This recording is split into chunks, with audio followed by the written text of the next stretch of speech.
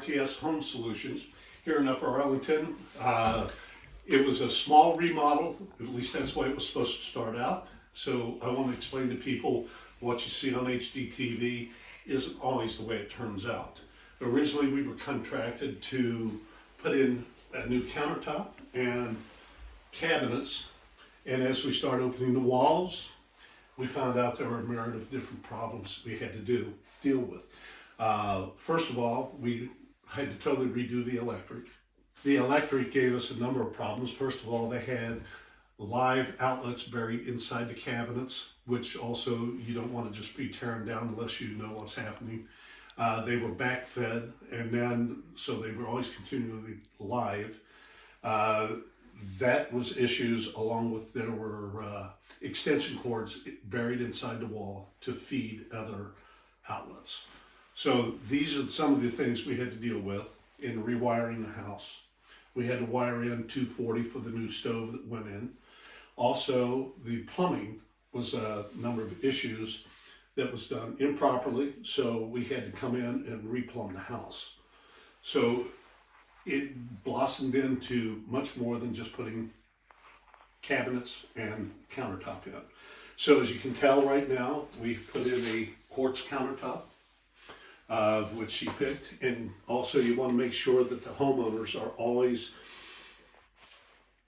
being kept up to date with any of the issues that you find, because they need to sign off on what needs to be done. They need to know what the issues are with the house, especially when they become safety issues. Also, the customer wanted an undermount sink. It was called a workstation and a single bowl. So it'll give enough for larger pans and dishes to go in and clean, as well as we need to put, of course, the dishwasher back and finish up all the plumbing. Now also, we use a ProPress, less chance of setting fire by using open flame and soldering joints, especially in close quarters on remodeling. A lot of people will use other types of fittings and that aren't really recommended for in behind closed walls. So ProPress do meet code, and that's the reason why we use those. Also, as far as the backsplash, we went with kind of a timeless backsplash, which I generally recommend, unless people are really dead set on a particular type that they do like. Because I always look at the point that you always want to look at possible resale somewhere down the line. And the subway tile is timeless. It never seems to go out of style. Also, we use the Schluter so we don't have any raw edges. And the customers always seem to like that.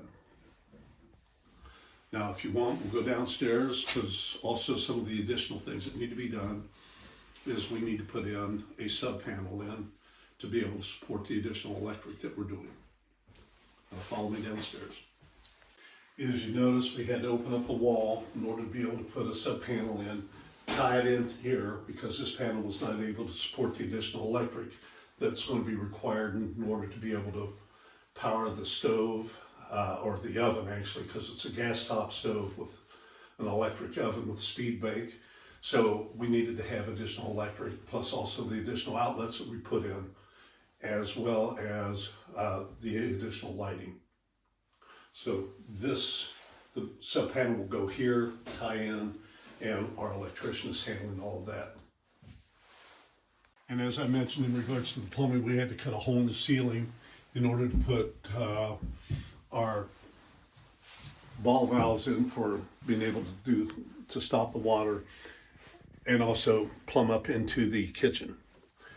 We also replaced other quarter stops in different places around for under the sink, and also shut-offs onto the main lines because they were bad. Okay, in here, like I said, we had to replace the valves. The valves were bad on the hot and cold, and also to be able to run the plumbing in to get over to the kitchen area.